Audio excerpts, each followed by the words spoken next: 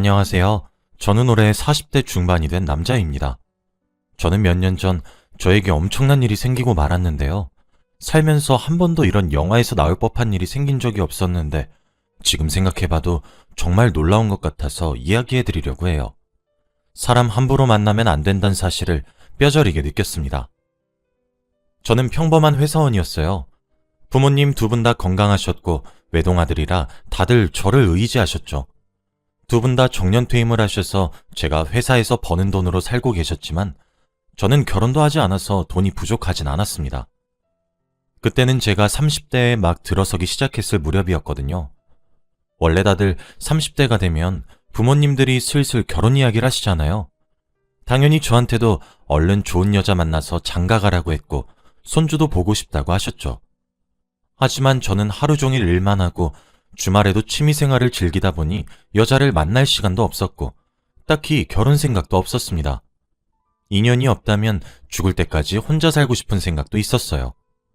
그런데 정말 운명은 있는 건지 한 여자를 만나게 되었습니다. 그 여자는 정말 우연히 만났어요. 제가 일이 너무 바빠서 주말에도 회사를 나갔는데 주말에는 회사 구내식당이 운영을 안 해서 회사 근처 패스트푸드점에서 간단하게 먹으려고 갔거든요. 그런데 거기서 딱 제 앞자리에 있던 여성분이 너무 아름다우신 겁니다. 햄버거를 혼자서 드시고 계셨는데 저는 첫눈에 반해버렸어요. 그래서 대뜸 그 여자의 테이블이 비어있는 의자에 앉아서 전화번호를 물었고 다행히도 알려주셔서 제가 열심히 그녀를 대시했죠. 그녀도 제가 마음에 들었는지 마음을 잘 열어주시더라고요. 저희는 전화도 자주 하고 주말에도 만나고 회사 퇴근을 하고도 만났습니다. 제가 처음 봤을 때부터 한국 사람은 아닌 것 같다고 느꼈지만 한국말을 너무 잘해서 몰라봤는데 알고 보니 북한 사람이라고 하더라고요. 몇 년 전에 탈북해서 한국으로 왔고 지금 국적은 한국이라고 했습니다. 저는 한 번도 탈북자를 본 적도 없고 TV 속에서만 보던 사람을 보니까 되게 신기하더군요. 그래서 실례가 안 된다면 어떻게 탈북했는지 이야기를 해달라 요청했고 그녀가 흔쾌히 허락해 주어서 탈북 이야기를 들려주었습니다. 정말 제가 TV 속에서 본 것처럼 중국을 갔다가 여기저기 돌아서 한국으로 왔다고 하더라고요. 그리고 울면서 부모님 보고 싶다고 하고 두고 온 동생이 있다고 하면서 펑펑 우는데 저도 모르게 감정이입이 돼서 울게 되는 거 있죠. 가족들과 다 같이 탈북을 했는데 흩어져서 혼자 남한으로 올 수 있었다고 합니다. 지금 어디서 뭐 하는지 모른다고 했고요. 이 여린 여자가 혼자서 그런 아픔을 가지고 있다고 생각하니 제가 많이 위로해주고 도와줘야겠다고 생각했어요. 저는 그 여자를 보고 전혀 이질감이나 괴리감이 느껴지지 않았고 같은 대한민국 사람으로 느껴지더라고요. 그 여자에게 고백을 했고 저희는 연애를 시작했습니다. 솔직히 처음엔 탈북자라고 하면 북한 연애와 한국 연애의 차이가 있어서 많이 갈등이 생길 줄 알았거든요. 그런데 그녀는 전혀 그런 거 없이 오히려 한국에 오래 살았던 여자 같았습니다. 저희는 연애하면서 싸울 일도 없었고 서로 행복할 일에만 바빴죠. 그녀의 이름은 미화예요. 김미화. 미화는 저보다 3살이나 어립니다. 저보다 3살이나 어려도 몇 년 동안 저보다 훨씬 많은 경험을 했고 배울 점도 너무 많았어요. 미화 같은 여자라면 결혼도 가능하겠다는 생각이 들었고 미화도 저와 결혼을 하고 싶다고 했습니다. 그래서 저희 부모님을 만나러 갔죠. 그런데 역시나 저희 부모님은 반대했습니다. 어디서 근본 없는 애를 데리고 와서는? 뭐? 결혼? 꿈도 꾸지 마라. 애미애비도 없는 애를 어디서 주워와서는? 대한민국 사람도 아닌데 왜 결혼을 하려고 해? 당장 썩 나가! 저희 아버지가 많이 엄하셔서 말을 많이 거칠게 하세요. 미화는 그 말을 듣고 많이 겁을 먹었는지 주저앉더라고요. 그러면서 울기 시작하는데 너무 마음이 아팠습니다. 저는 어떻게든 아버지와 어머니를 설득하기로 했고 노력을 했어요. 그치만 절대 이해해 주시지 않았습니다. 근데 미화는 저와 노력하는 게 달랐어요. 정말 저희 부모님을 친부모처럼 여기면서 살뜰히 도와드렸고 한국 관습도 열심히 배우면서 저희 부모님께 결혼 허락을 받기 위해 엄청 노력했거든요. 부모님도 자신들이 생각하던 사람과 달랐는지 정말 오랜 설득 끝에 저희는 결혼 허락을 받을 수 있었습니다. 그렇게 결혼식을 올리기 위해 많은 준비를 했는데 미화는 한국에 아직 친한 지인이 없어서 하객 대행을 쓴 후 결혼식을 올렸어요. 저는 예전부터 중국이라는 나라에 너무 가고 싶었고, 안 그래도 미화가 탈북을 하면서 중국을 거쳐왔기 때문에 중국을 신혼여행지로 하고 싶었어요. 그런데 미화는 제가 중국으로 가자고 하자마자 화를 불같이 내면서 중국은 절대 안 된다고 하는 겁니다. 온순하고 항상 다정하게 말을 하던 미화가 갑자기 큰 소리를 내니까 너무 당황스럽더군요. 그래서 왜 안 되냐고, 오히려 중국이 더 좋지 않냐고 물어봤어요. 그러니 미화는 그렇긴 한데 내가 중국에 별로 좋지 않은 기억이 있어서 그냥 우리 발리나 하와이 이런 곳 가자. 한 번밖에 없는 신혼여행 중국으로 가기 싫어. 라고 하더라고요. 그래도 중국으로 가고 싶었지만 미화가 원하니 저희는 발리로 신혼여행을 갔고 여행이 끝난 후 집으로 돌아왔습니다. 미화와 저는 저희 부모님과 함께 4명이서 살았어요. 미화가 싫어할까봐 걱정이 되긴 했지만 미화는 오히려 부모님이 생긴 것 같다며 좋아했고 다행히도 부모님도 미화를 좋아해서 당분간은 같이 살기로 했습니다. 미화는 학원에서 중국어 선생님으로 일하고 있어요. 그 어려운 중국어를 어떻게 공부했는지 중국어를 척척 잘하고 수입도 꽤 괜찮습니다. 원래 탈북자들은 일자리를 구하기 힘들다고 알고 있었는데 미화는 자기 앞가림도 스스로 잘하는 멋진 여자였죠. 저와 미화는 같이 출근하고 퇴근하길 반복했고 주말의 하루는 무조건 데이트를 했습니다. 그렇게 평화로운 나날의 연속이었을 그때 제가 미화와 저희 어머니의 대화를 엿듣게 되었어요. 화장실에서 나오다가 우연히 안방에서 둘이서 이야기하고 있길래 여자들끼리의 비밀 이야기인가 보다 하며 궁금해서 방문에 귀를 대고 엿들었죠. 그런데 내용은 충격적이었습니다. 미화야, 너 정말 천재니? 네가 하라는 대로 했는데 나 어제 큰돈 땄다? 어머니, 제가 더 큰 돈 손에 쥐게 해드릴게요. 걱정 마세요. 큰돈이라뇨? 도대체 둘이서 무슨 일을 벌이고 있는지 궁금했고 방문을 열어서 물어봤습니다. 제가 방문을 여니 둘 다 놀란 얼굴로 저를 쳐다봤고 저는 큰돈? 그게 뭔데? 둘이서 지금 뭐하고 다니는 거야? 라고 했죠. 어머니는 미화가 그냥 자기가 취미로 하는 게 있다고 해서 그냥 좀 알려달라고 한 거야. 라고 했고 미화는 아무 말이 없더군요. 알고 보니 어머니와 미화가 한 것은 불법적인 일이었습니다. 어머니는 미화에게 하는 걸 배워서 휴대폰으로 하고 있었고 미화는 아무 죄책감 없이 보였어요. 잘못하다가는 어머니가 경찰서에 갈 수도 있는 일인데 탈북자라 모르는 것 같더라고요. 미화야, 잠시만 오빠랑 이야기 좀 해. 라고 하며 미화를 방으로 불렀고 이게 어떻게 된 일이냐고 물었어요. 그냥 내가 옛날에 하던 게 있어서 어머니께 알려드린 거야. 그리고 부자 되면 좋잖아? 어머니 집에서 심심하실 텐데 내가 이런 것 좀 알려드리면 얼마나 좋아. 오빠가 안 하는 효도 내가 하는데 왜 그래? 미화야, 북한에선 모르겠지만 남한에선 저거 불법이야. 우리 어머니 경찰서 가면 어떡하니? 응? 저런 거 함부로 알려주면 안 돼. 미화는 불법이란 소리에 화들짝 놀라고 뭐? 불법? 여기서도 불법이야? 라고 하더라고요. 미화는 몰랐다며 어머니께 달려가서 당장 하지 말라고 하길래 저는 안심했습니다. 그런데 왜 저는 그때 미화한테 그런 거 어디서 어떻게 알았냐고 안 물어봤을까요?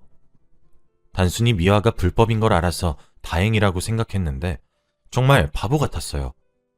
아무튼 그렇게 상황이 마무리되었습니다. 얼마 뒤 아주 기쁜 소식이 들려왔어요. 바로 미화가 부모님의 연락을 받았다는 겁니다. 제가 일하고 있는데 미화에게 급하게 전화가 왔고 전화를 받으니 미화는 기쁜 목소리로 오빠, 우리 부모님 지금 베트남에 계신데 근데 지금 한국으로 오시려면 돈이 필요한데 돈이 없대. 혹시 빌려줄 수 있을까?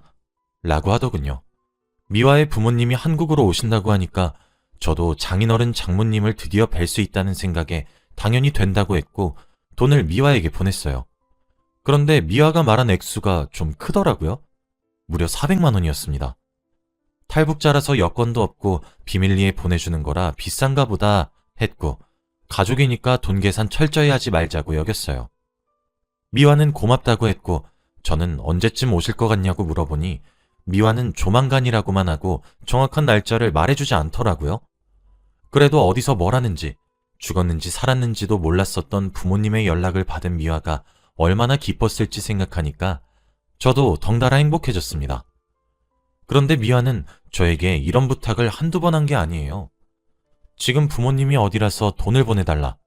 거의 다 도착했으니 돈을 보내달라. 이런 식으로 부탁하면서 제 돈을 많이 빌려갔습니다.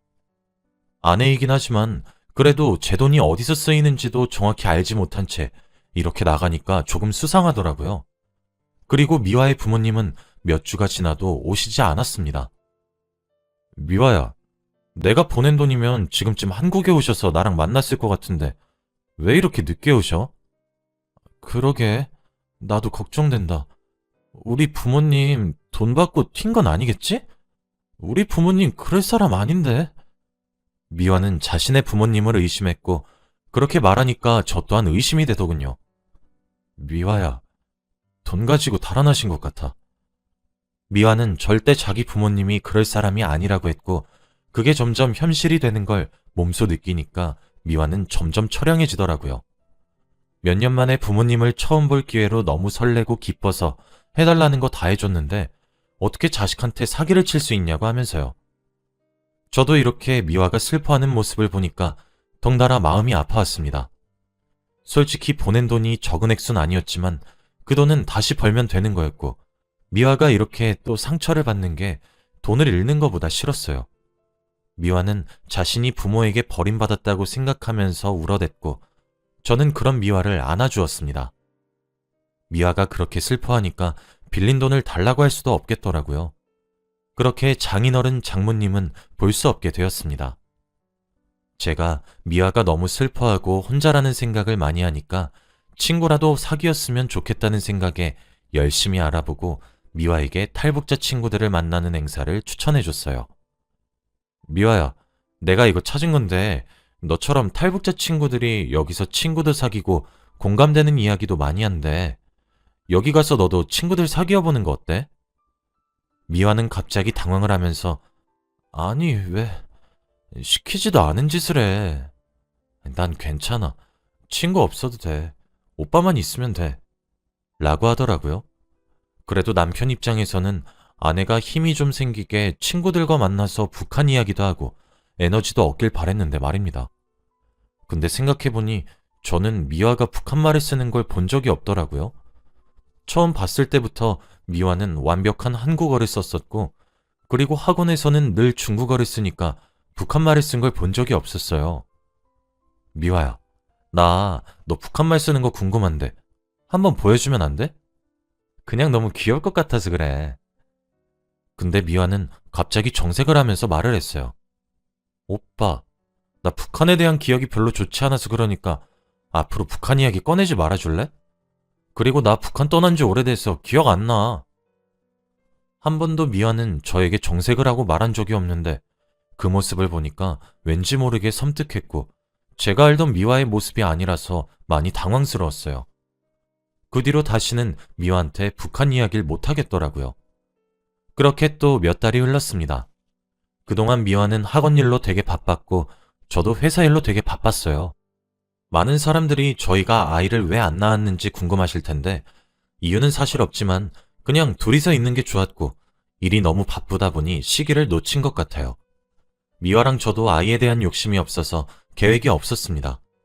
지금 생각해보면 그게 정말 다행이었던 것 같아요. 아무튼 미화는 일에 너무 빠져 살았는지 집에 와서도 일을 하고 있더라고요. 매일같이 중국어로 되어 있는 메일을 받았고 그걸 답장을 하는 것으로 모자라 누군가에게 계속 전화가 와서 중국어로 받았습니다. 근데 미화가 원래 쓰던 폰이랑 학원 업무용 휴대폰이 두 개 있거든요. 주말 내내 학원 업무용 휴대폰에서 전화가 울렸습니다. 미화야, 누군데 그렇게 주말에도 전화를 해? 아, 우리 학원 학원생이야. 모르는 게 있나 봐. 저는 솔직히 그때 미화가 조금 의심스러웠지만 중국어를 할 줄 모르는 제가 뭘 어떻게 할 수 있었겠습니까? 미화는 제가 못 알아듣는 걸 아니까 일부러 방에 들어가서 전화를 받지도 않았고 제 옆에서 받더라고요. 그래서 한 번은 제가 너무 궁금해서 전화를 하고 있는 미화 쪽으로 번역기를 돌렸습니다. 미화의 중국어 발음은 학원 강사를 해서 그런지 또렷했고 번역도 잘 되었죠. 그런데 번역된 내용은 정말 충격적이었습니다. 그래서 얼마 벌었다고? 그래, 잘했어. 내가 곧 갈게. 내가 없으니까 돈이 안 벌리네. 내가 한국으로 도망만 안 쳤어도. 우리 아들이랑 딸 다 잘 있지? 라고 하는 게 아니겠습니까? 그때 갑자기 예전에 미화가 저희 어머니에게 불법적인 일을 알려주었던 것이 떠올랐어요. 저는 상황 파악이 안 됐고 그때 미화에게 번역본을 보여주면서 이게 뭐냐고 물어보았더니 미화가 당황을 하면서 손을 벌벌 떨더라고요.